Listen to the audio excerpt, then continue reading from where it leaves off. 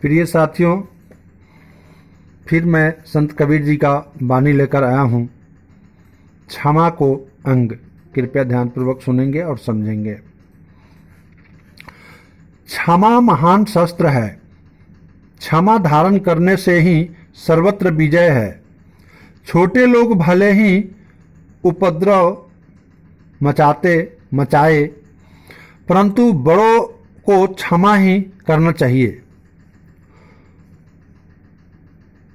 भृगु मुनि ने जो श्री विष्णु भगवान को छाती में पैर मारा, तो इससे विष्णु जी की क्या कमी हो गई? क्षमा करने से उनकी बड़ाई ही हुई। क्षमा क्रोध का विनाश करती है। यदि किसी के पास वह हो तो कबीर साहब कहते हैं, उस विनम्र दयालु का कोई कुछ नहीं बिगाड़ सकता। सांसारिक पदार्थों को अच्छा अच्छा सब कहते हैं, परंतु वास्तव में सबसे अच्छी क्षमा की स्थिरता ही है। कबीर साहब कहते हैं कि शीतल हो जाने पर क्रोधाग्नि बुझ जाती है। माइक वस्तु को उत्तम सब कहते हैं, परंतु क्षमा का स्वरूप ही सर्वोत्तम है। जिसके हृदय में क्षमा नहीं है, वह संसार सागर में डूब मरता है। दुष्टों के वचन आरा के समान होते हैं,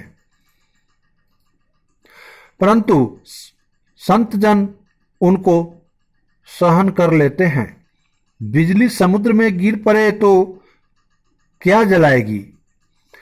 कांच और गंगा को आंच दिखाते ही जैसे वे टूट जाए या पिघल जाएंगे, इसी प्रकार धैर्यहीन मनुष्य क्षमा करते हुए भी जरा सी प्रतिकूलता आने पर विनष्ट हो जाते हैं।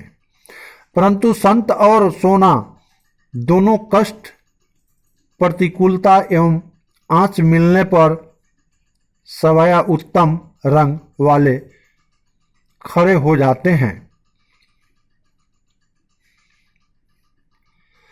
कच्चे मनुष्य पर क्या कसौटी करोगे? वह तो संभालते संभालते नष्ट होता है। संत सज्जन पर ही कसौटी करो, जो प्रतिकूलता में 100 गुना अधिक निखर आते हैं।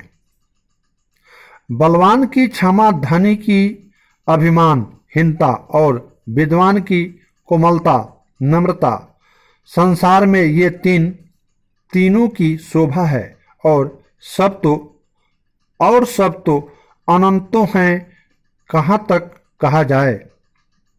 प्रिय साथियों, मैं अब विदा लेता हूँ। फिर मिलेंगे अगले वीडियो में। आपको मेरा बहुत बहुत नमस्कार।